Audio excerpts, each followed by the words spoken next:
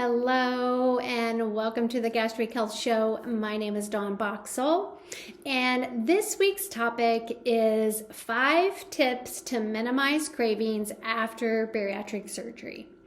Now, I would say this was probably one of the most common conversations I would have with bariatric patients. After counseling tens and thousands of you, I will say this ranked at the top of one of the main conversations I would have.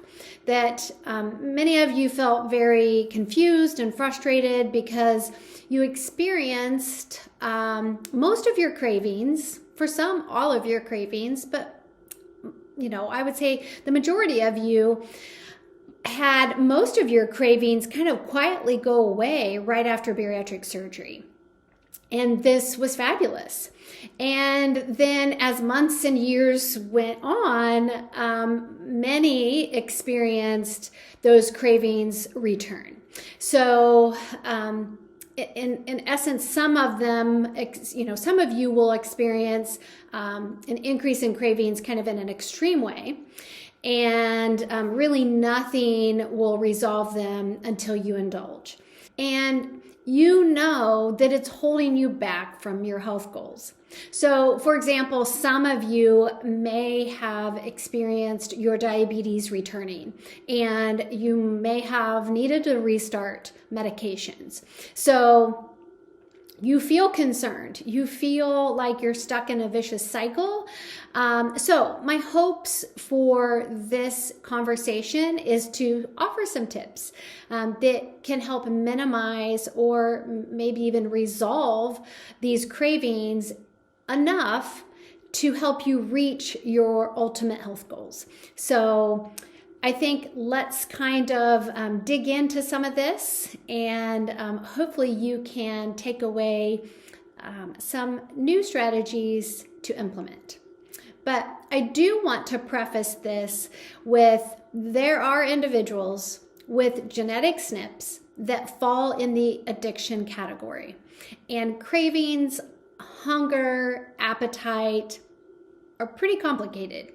And some will require medication, some will require abstinence from certain foods to be successful at managing your health. But for the sake of this talk, we're approaching this with just tips to minimize hunger, as we're taking it as a general approach so that some of you will actually experience full resolution, but some of you will only experience a minimized effect of cravings because of those genetics that play a role.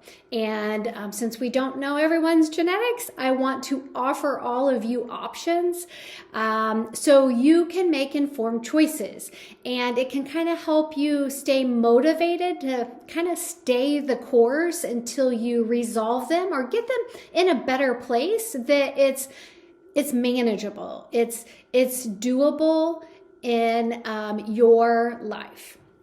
So, first off, what are cravings? Cravings are your desire for specific foods, and they are driven by genetics and microbes, your gut bacteria, hormones, and emotions. So as you can imagine, they can be quite complicated to resolve for some people. Of course, I look at cravings after bariatric surgery through the lens of nutrition and lifestyle. And I really try to focus on strategies that influence your genetics, your hormones, your gut bacteria positively without destroying your relationship with food. The goal is not restriction and restrict more. It is really approaching this in a way that is sustainable and long-term. So let's dig into these 5 tips to minimize cravings after bariatric surgery. Number 1 is maintain a consistent blood sugar balance. Number 2, consume quality carbs. Number 3, improve your sleep. Number 4, improve your gut bacteria. And number 5, boost dopamine. So The first one, how to maintain consistent blood sugars to minimize cravings. So, hands down, to me, this is one of the most effective ways to minimize cravings, especially sugar and carb cravings. So, anytime that your blood sugar goes high and low multiple times a day, your desire for sugar and carbs go up. And your body is intuitive to know what it needs. So, sugar is fuel for the brain. And when that is not available in your bloodstream to keep those levels up, your body knows it needs more of those carbs and sugars to boost that back up. So, how do you maintain a consistent blood sugar balance? I'm going to give you 8 ways to kind of maximize your blood sugar balance. One is consume a low carb, high protein diet. And this is kind of the plan for bariatric patients. So this shouldn't be too hard. But I will get into just a little bit when we go into the quality carbs. I will get into some details of what does low carb look like and mean when it comes to numbers. And you might be surprised on some of this. Number 2 is fiber-filled carbohydrates. And these can include like resistant starch as well. So these are things like beans and lentils and, a cooked and chilled potato, like a potato salad. So these are going to be a great way to really balance out your blood sugars and maintain stability throughout the day a whole lot better. And then also get adequate omega-3 fatty acids, magnesium, and vitamin D. And we know that vitamin D can increase insulin sensitivity, so it can help improve how your body is responding to sugars and carbs and just work more efficiently. And then omega-3s, those fatty acids, think of the small fish like mackerel and anchovies and sardines. Those are great sources of omega-3. Of course, you can take fish oil capsules. Those are fine, or soft gels. I'm fine with that too. And then magnesium, really think about your dark leafy greens are a great source of magnesium. Number 4 is move your body, especially after meals. So if you start, once you eat, if you get up and you walk and move around for about 10 minutes after a meal, it can be you go outside and have a walk, or it could really just be that you get up and you do all the kitchen cleanup and you keep moving for 10 minutes before you go and sit down. So either way would work and be helpful in keeping your blood sugar stable. Number 5 is add apple cider vinegar, or really just any vinegar, to water for any high carb meals. So if you are having, say, pizza or pasta, I would encourage you to do a tablespoon of apple cider vinegar mixed in water. For me, I like it in sparkling water only. And then drink that either right before the meal or during the meal. And that will help lessen the blood glucose spike. So that will prevent that spike from that high carb meal. Number 6 is really just increasing the short chain fatty acid production. And again, these are things with having fiber-filled carbohydrates is one of the best and easiest ways. And then 7, you can consider berberine, which is a supplement that can really help it really acts just like metformin. It's just a natural form of it. So this is something that can be super helpful in really preventing that blood sugar from spiking, and really kind of help with cravings. It really can kind of blunt that craving that people have for carbs. So again, I think that's an option to consider if you aren't getting results with other things, or you're applying multiple things and you still have some issues with cravings. Adding some berberine may be a good option. And also, it really does help prevent that blood sugar from spiking. So again, they are all tied together, the cravings and the blood sugar balance. So they work in that way. And then the last one is consider a continuous glucose monitor. And this really dials it in for you personally and pulls in that genetic piece that we may or may not have. So if you don't have a genetic test that you've ran and you don't know your genetics, and if you are going to need to be more careful with certain foods and enlist certain strategies to maintain a balanced blood sugar at all times, this is immediate feedback. This is how your body responds to food.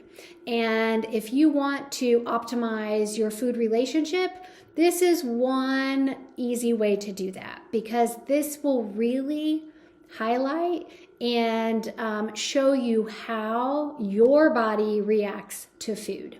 And then you're not just randomly restricting whole groups of food. You're just restricting the foods that just don't work for you. So again, this is how you personalize it. This is how you really dial it in for your genetics and get the best results with really controlling cravings by really keeping that blood sugar tightly regulated. So that again is just a great option to consider if cravings are an issue. Additionally, if your blood sugar is out of balance, you already know it is, your A1C is elevated, or you are having elevated fasting blood glucose levels or elevated fasting insulin, if any of those are elevated or out of range or in the pre-diabetic range, so don't wait until you're in the diabetic range. Attack it when you're in the pre-diabetic range. So then that way you don't get yourself to where you need insulin, because it's kind of a vicious cycle where you'll get stuck because that blood sugar is staying elevated. You're going to have a really hard time avoiding those sugars and carbs because your blood sugar is going to encourage that and want you to have those foods. So if you want a better understanding of balanced blood sugars, I did do a post, and it will be in the links, but it's titled "Why Bariatric Patients Should Care About Blood Sugar," and it kind of goes into the full detail with all the research and all the specific numbers of your A1C, your insulin, your blood glucose, all of those numbers. If you want that detail, check out that blog post or video. Okay, so the second one is get quality carbs for better craving control. So carbs, I would say, is the new demonized food. And I will say, although I don't really fully align with all foods fit and everything in moderation, carbs are definitely not the enemy.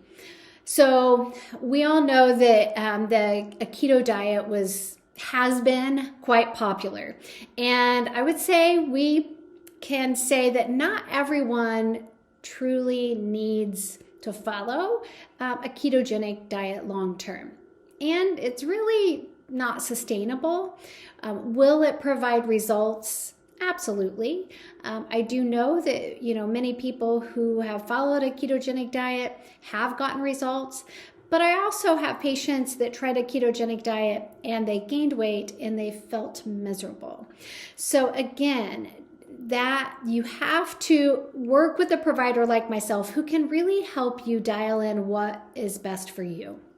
Now, I would say I remain neutral on a ketogenic diet, and because really, essentially, there is plenty of evidence supporting its benefits. But I'm also realistic in understanding that it's restrictive. And some people do not need to be that restrictive lifelong. Again, this is where genetics play a role. Here's a great example. If I had my genetics done and I learned that I have some of the ApoE genes that is evident, like I'm homozygous for APOE, which is the genetic SNPs for Alzheimer's and dementia. If I knew I had these, and I have family members that have had it, multiple family members, I would say, to me, that would be a consideration. There is evidence to support lessening of or slowing down the progression towards Alzheimer's and dementia with a ketogenic diet. So again, this is where I like to personalize it and not do these general things. So I'm not against ketogenic diets. I'm all for personalizing it and really limiting the amount of restrictions that you follow with your diet. So again, I think it's working with a practitioner like myself before you even start something like this. So don't just start one and then check it out and try it out and see if it works. And then when you feel miserable or, you got results, but then you couldn't sustain it, then you seek it out. No, work with a practitioner like myself so that we can determine if this is something that's truly appropriate for you and what your health history and your genetics really tell us. I really want you to understand how carbs really can be beneficial in supporting or minimizing your cravings. So not all carbohydrates are equal. And more studies are finding that those ultra-processed carbohydrates can lead to increased cravings. And this is why it's so important to choose more of the fiber-filled carbohydrates. And again, it ties back to that blood sugar balance and the increases, but those ultra-processed foods, there are studies that are kind of deeming this to be that we are going to somewhere in the future, we are going to look at ultra-processed foods the way that we look at smoking and cigarettes and nicotine. So I think it's going to be interesting as this research continues to be released, but more and more studies are showing this addictive nature of these ultra-processed foods. So use caution. I don't believe in perfection, and I don't believe that there isn't a time and a place to have these, but I will say this depends on the person. This depends on their genetics and their emotions and just their ability to evaluate the situation and determine, hey, is this a good fit for me or no? So it really depends. For me, it depends on the person as to how we dabble in some of those ultra-processed foods. But the ultimate goal is that you're really minimizing its use. You are really not relying on them as your main fuel sources really very often. It's something that's few and far between, that's more of a very occasional treat. I don't think that's harmful. I think it depends, again, if you have those dopamine genetics where you kind of have those, you haven't maybe worked on those pathways in your brain to change those pathways that are stronger for healthy behaviors, that make it hard for you to have it one bag of, Lay's potato chips, because you get right back into that pathway of, I'm going to eat these and I binge on them and I consume a lot of them. So again, it's very individual and very personalized onto who can manage and really consume ultra-processed foods without it contributing to, binging and food addiction type behaviors.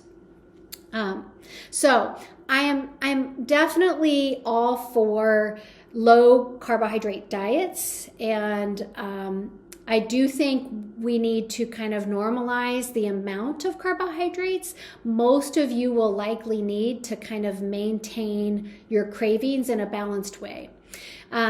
Because, well, I would say essentially this is where, the genetics would be super beneficial, because there's only one you, and no formula seems to work for everyone. And I want to share some of these studies. So check this out. A study published in 2022 titled Craving for Carbs, Food Craving and Disordered Eating in Low Carb Dieters and its Association with Intermittent Fasting. And they found significant association between cognitive restraint towards carbohydrates, food craving levels, and disordered eating behaviors in low-carb dieters compared to non-dieters. So interesting, right? And then there's another study published in 2020 titled The Psychology of Food Cravings, the Role of Food Deprivation. And it states that dieting's bad reputation for increasing food cravings is only partially true, as the relationship between food restriction and craving is more complex. While short-term selective food deprivation may indeed increase food cravings, long-term energy restriction seems to decrease food cravings, suggesting that food deprivation can also facilitate extinction of conditioned food craving responses. So, is the kind of unanimously prescribed high protein, low carb bariatric diet hurtful? Helpful? Again, this is where genetics are kind of key. Understanding those appetite, satiety, mood, and behavior pathways and genetic SNPs that most definitely will determine how only you, deal with hunger, cravings, and appetite. And this is where they truly can really guide you and kind of put out this roadmap that can help you make informed decisions. So how many grams of carbohydrates should you consume? And I think this is where bariatric patients get confused. I mean, with the kind of the big fad of ketogenic diets really created this really low carb, less than 20 grams of carbs. And a lot of patients felt like that's the normal amount. But in reality,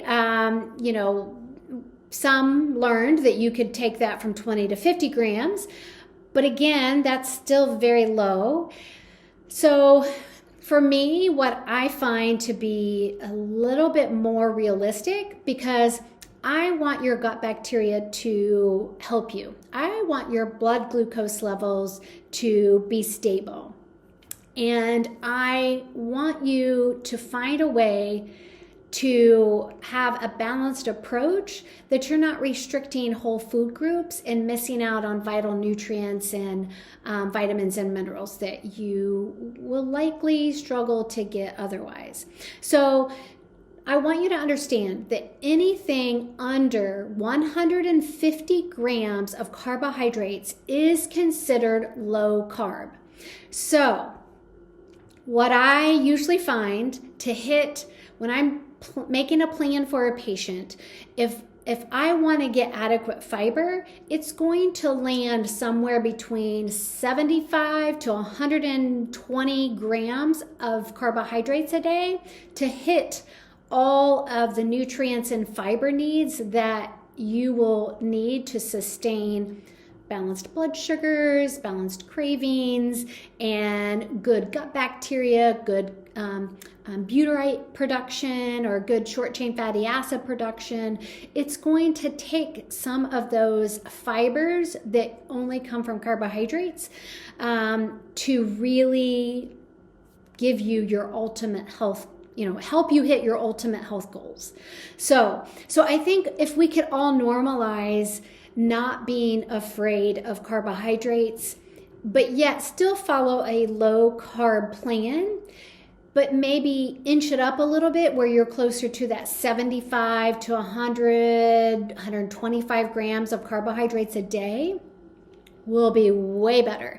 And it is easier for really just to meet your needs and all your health goals. And it's important to really increase it with those whole food sources of carbohydrates and not the simple. So go for the complex carbohydrates from whole grains and other whole food sources, and avoid the simple carbohydrates that are the ultra processed foods. So those are the snack crackers and chips and just packaged goods that are so readily available, and we have hundreds of thousands of options to choose from at the grocery store. But instead, if you want whole food sources of good complex carbohydrates, think of brown rice, whole grain pasta and bread, sweet potatoes, cooked and chilled potatoes, beans and lentils. Those types of carbohydrates are great to include and are what we consider smart carbs, and kind of just a way to incorporate good beneficial carbohydrates that will optimize your health goals and minimize cravings. Okay, the third one is how to improve sleep to minimize cravings. And really, sleep is kind of our ultimate replenisher, and this is when your body repairs and rejuvenates itself and resets. And without adequate sleep, most of you will experience increased cravings the next day. There was a study published in 2019 that found those who sleep, what they did is the control group, they let them sleep their normal, no disruptions. And then the test group, they cut back their sleep time by 33%. And what they found were the people who had a 33% decrease in their sleep time, then they had consumed more food and had increased food reward the next day. So think about it. If you're consistently missing sleep, and this is kind of a nightly occurrence, it's going to negatively influence your food choices and cravings long term. You're going to get yourself in a cycle that this is the cause. You're not sleeping, and this is the cause. This is the cause of why you are having issues with your cravings. Not your food choices, not your blood sugar, not anything else. It's truly just your sleep. So don't dismiss your sleeping habits, and you really have to evaluate, how am I doing? How well am I getting that 7 to 9 hours of sleep every night and really getting deep, restful sleep? So how can you optimize it, or how can you kind of clean up your sleep hygiene? One is keep your room at a cool temperature. 2, no electronics 1 hour before bed. 3, room darkening curtains or shades. 4, keep your bedroom environment for sleep and sex only. 5, avoid eating 2 to 3 hours before bed. 6, turn on your parasympathetic nervous system, rest and digest. Get morning sunshine in your eyes within 1 hour of waking. 8, limit caffeine after 2 p.m. for any slow caffeine metabolizers. And 9, exercise regularly. And lastly, number 10, unload mental worries with journaling. So those are 10 ways that you can really clean up your sleep hygiene and optimize how well you rest at night. So it's super important to have quality sleep, and you have to kind of figure out what's compromising that, because you need this sleep in order to have less cravings the next day. The next one is increase good gut bacteria to control cravings. So, our almighty gut microbiome, this kind of ever-evolving area of research, is growing and actually quite fascinating to me.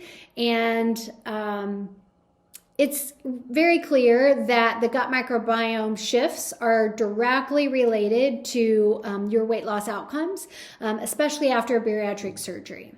Not to mention the ability of your gut bacteria to influence cravings. There was a 2012 study that found that gut bacteria will change your taste receptors and increase sweet cravings. So if you struggle with sugar and carb or sweet type food cravings, this is one area that really just correcting your gut dysbiosis can really change that. So how can you boost your beneficial gut bacteria or improve your gut microbiome? One, you can increase your vegetables and fibrous foods with broccoli, cabbage, cauliflower, kale, those type of good fibrous vegetables. Number two, you can increase your polyphenol-rich foods like berries, cocoa, dark chocolate, cherries, those types of deep, dark colored vegetables and fruit, and different aspects that have those polyphenols. Number three, you can choose whole grains over refined grains. Number four, be careful with artificial sweetener use. Number five, add fermented foods like sauerkraut, kimchi, yogurt, kefir. All those are great fermented foods that can boost your beneficial gut bacteria. Number six, improve your nervous system regulation with meditation. Number seven, take a high potency probiotic. And number eight, boost your short chain fatty acid production with beans, oats, and psyllium. So those are all great ways to really set your gut bacteria in the right direction so that you can really minimize your cravings or kind of that response that's occurring, that gut-brain communication that can trigger those cravings for sweets or carbs or other types of snacky foods that make it hard for you to avoid. And the last one is boost your dopamine to minimize cravings. Dopamine is a neurotransmitter that is involved in helping you feel pleasure as a part of kind of your brain's reward system. And this feel-good hormone is involved in reinforcement. So things like sex and shopping, even smelling just some fresh baked cookies can trigger a dopamine release. And then once you taste one of those fresh baked cookies, that's when it makes it easier to come back for more, because now we have reinforced that when you smell that, you have a reinforcement of, a boost of dopamine. I want some. I'm going to get some. I'm going to eat a cookie. So additionally, there are certain genetics that affect your ability to manufacture and balance your brain chemicals like dopamine. And these are all necessary to manage your mood, your anxiety, your depression, addiction, and any related behaviors. So how can you optimize dopamine to kind of minimize your cravings? One, you can consume foods high in tyrosine. And this is an amino acid, but it is a building block of dopamine. And these are foods like almonds, bananas, avocado, egg, beans, fish, chicken, and dark chocolate. Number two, follow a high protein, low carb diet, which kind of ties right into our blood sugar balance and really keeping quality carbohydrates at your low carb choices. Number three, increase exercise. Number four, get a massage. 5, meditation. Number 6, include outdoor activities to increase your vitamin D uptake. Number 7, get morning sunlight in your eyes within the first hour of waking. Number 8, take a cold shower or consider the cold immersion therapy where you kind of get into a little ice bath.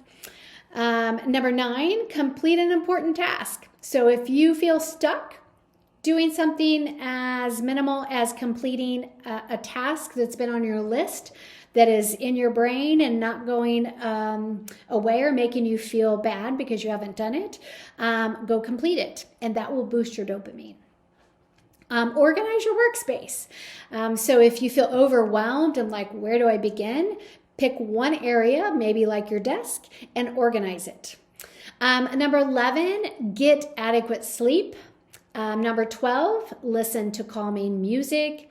And then number 13, you can consider some supplements like curcumin, L-theanine, L-tyrosine, ashwagandha, and rhodiola. All of those have been shown to boost and increase dopamine naturally. So hopefully you can see that applying some or all of these strategies can really help with your behavior and your reward brain system that is set up with dopamine, and really help you minimize cravings when you implement these. So let's kind of wrap this up and tie it all together. Hopefully you can see that there are options. Hey, I have options to minimize my cravings. And for some of you, you really can accomplish full resolution of cravings, where others, you may find that they're just quieter and they're minimized enough that you can maintain your life in a healthy way. Because we know that your genetics will likely determine this. But to optimize your genetics, consider those 5 tips that I talked about of maintaining a consistent blood sugar balance, consuming quality carbs over ultra-processed carbs, improve your sleep quality, improve your gut bacteria balance, and boost your dopamine. So if you are really struggling with cravings, pick one of these things to get started. Find something that makes sense to you and start working on it. And slowly go through this list and start implementing these strategies or finding ways that you can truly feel that, hey, I'm actually feeling like I don't need food at the same times and the same volumes that I once did. So I promise if you apply these, they work. And I would say this is where the Gastric Health membership is super helpful, because you can really take the time to work through these, and you can work with me one-on-one, and we can dial in the most impactful area and where you're going to get the most bang for your buck. So if you really aren't sure, set up a free chat with me. I do 15, 30-minute chats to kind of get a feel if I'm even going to be able to help you, or I have strategies that I can offer you to hit your health goals. I would love to work with you and really help you hit your next health goals, and making you feel like, hey, I've got these cravings under control. I don't have to worry about the next time they arise. I have tools in my toolbox to apply, and I'm not stuck with just willpowering or white knuckling it out. I have real tools that work because I've figured out what my body needs are, and all I have to do is apply them. Doesn't mean I have to be perfect lifelong. It's just you do good. If it comes back, you apply the strategies and you get right back on track. So that's where the Gastric Health membership is super helpful. So again, I really hope this has helped you guys, and feel free to reach out at any time with questions. I'm here to answer any questions that you might have on some of these strategies to see if there's a different twist to it. So you guys have a great week, and we'll see you next time. Bye-bye.